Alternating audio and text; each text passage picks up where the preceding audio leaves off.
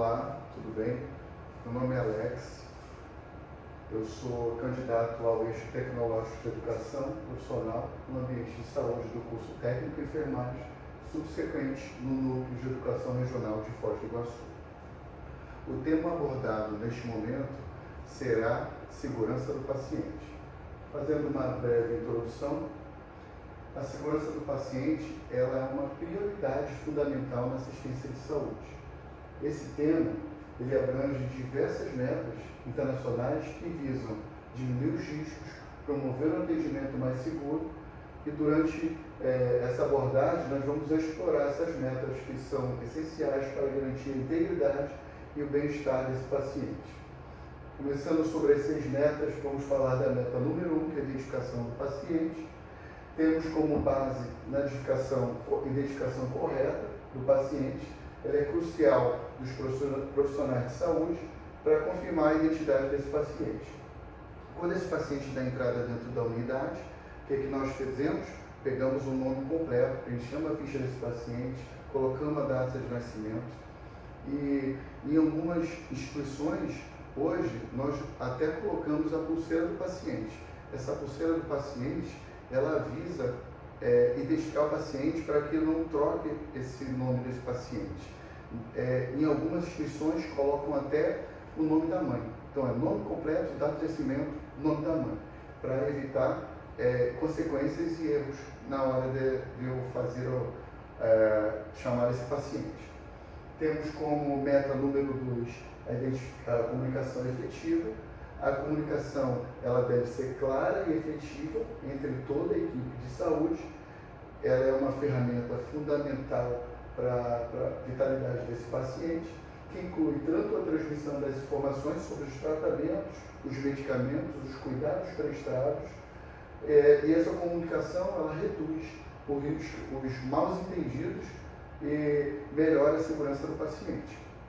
Temos como objetivo ao a gente ir para um quarto prestar um atendimento, o paciente se encontra com um mal-estar, e aí a gente chama o médico para vir até o quarto e o médico pede nesse momento para administrar uma ampola de diazepam. Esse paciente está muito agitado, está ansioso, e aí ao deparar o quarto, preparar a medicação, eu confirmo com o doutor, o senhor quer uma ampola de diazepam, por via intramuscular, por via venosa, e aí eu repito em voz alta e o médico recusa. Exatamente, é uma ampola de 10 miligramas de via intramuscular nesse paciente.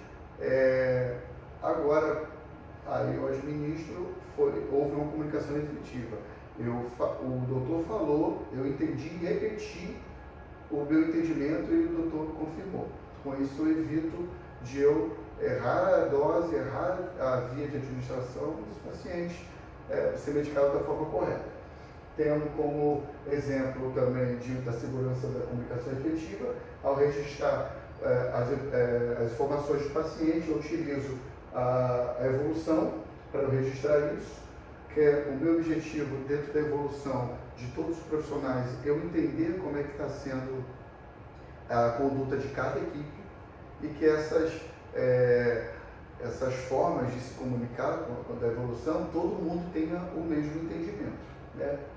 Temos ferramentas hoje em dia também, o SBAR, que ela veio com o objetivo de nos auxiliar ao encaminhar esse paciente para uma outra, no outro setor do centro cirúrgico, dentro de uma UTI. Eu uso essa ferramenta SBAR, que o S é de situação, o B é de background, o A de avaliação e o R de recomendação. Qual o objetivo? Ao encaminhar esse paciente, eu coloco todas as informações que eu preciso pertinente a esse paciente. Eu coloco quais cirurgias foram feitas, o que ele irá fazer, quais foram os exames, condição do paciente, que é o principal. Nessa condição, eu coloco se o paciente está dependendo de O2, se esse paciente está com algum dispositivo, sonda vesical, se está com acesso central, se ele está dependendo de alguma droga vasoativa. Nós sabemos muito bem que a droga vasoativa ela serve para manter a vitalidade desse paciente. Ao caminhar esse paciente, eles lá vão ter todas as informações para darem continuidade desse paciente, de dosagem de medicação, se precisa de bom difusor ou não. Então, isso é fundamental para a continuação do cuidado desse paciente. Temos a terceira meta como segurança do paciente.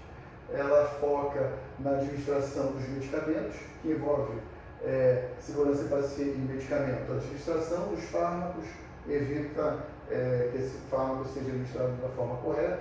Temos o High Alert Medication, que tem como objetivo, hoje na segurança, os medicamentos de alta vigilância precisam estar fechados dentro de um armário, armazenado, só o profissional tem acesso, para evitar que outras pessoas possam manipular ou ter acesso à sua medicação. O preparo desse medicamento, ao se realizar o preparo, administrar, deve-se fazer a dupla checagem. O enfermeiro tem um controle junto com o técnico de confirmar se o médico, é o exemplo do eletrólito, se ele solicita o eletrólito, eu sei que o eletrólito não pode ser administrado em bolos, de forma rápida, ele tem que ser infundido em 6 horas, em 12 horas, então eu tenho que ter essa atenção, por mais que ele prescreva, eu conheço e sei que é só a medicação que deve ser feita uma dupla checagem.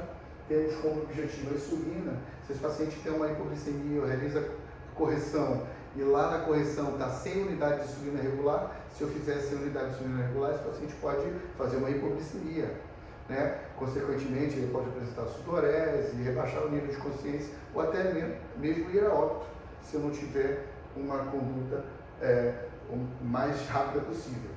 Temos medicações quimioterápicas que devem ser administradas de forma lenta, monitorando às vezes os sinais vitais desse paciente. É uma medicação vesicante, pode causar dor, ardência durante a sua infusão. Eu tenho que ter esse cuidado. Os psicotrópicos, ao administrar uma morfina, um diazepam, eu preciso ver como é que está esse paciente, administrar de forma lenta, observar a frequência respiratória dos pacientes. Se eu administro uma superdosagem, eu posso induzir uma insuficiência respiratória, esforço respiratório dos pacientes, e é isso que a gente não quer.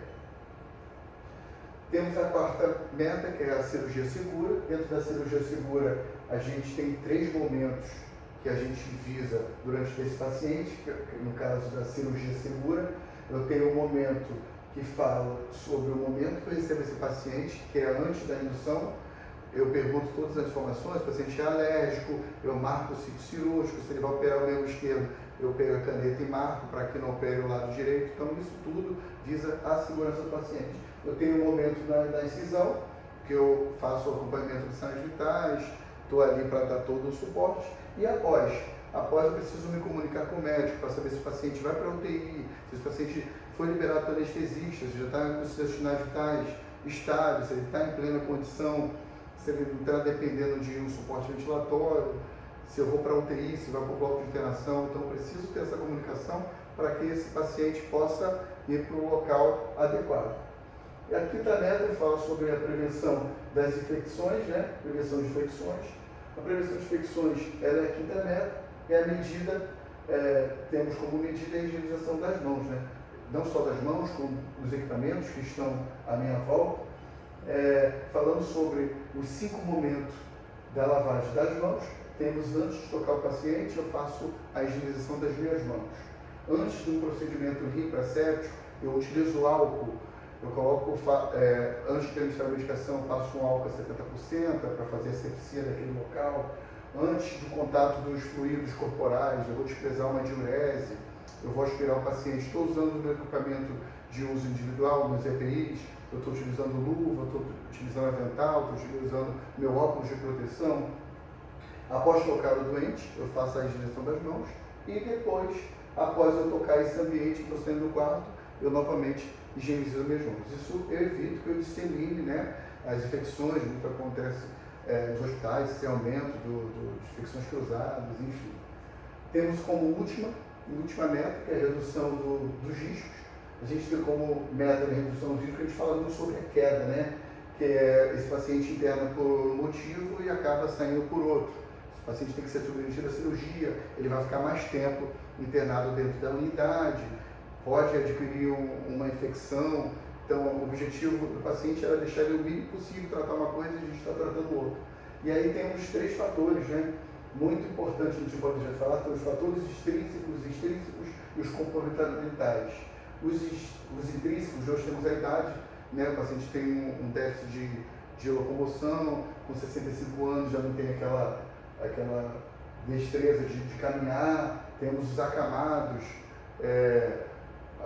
durante a mobilização, pedir auxílio, não tentar levantar sozinho por algum déficit. Temos os fatores extrínsecos, que seria medicamentos, dispositivos de cama. Ao eu realizar um cuidado nesse paciente, ao sair do leito, eu levanto a grade da cama para o paciente não cair, né? Eu fico atento também ao ele precisar chamar, deixo a campanha do lado para ele poder pedir auxílio para ir no banheiro. E os fatores comportamentais seriam os pacientes com déficit, né? Tanto, às vezes, a gente faz uso de medicação, com as medicações deixa a gente um pouco sonolento, um pouco sem ter entendimento do que está acontecendo aqui no meio, então preciso estar atento a esses pacientes, né? E temos o objetivo, né? O grande objetivo da segurança do paciente seria o quê?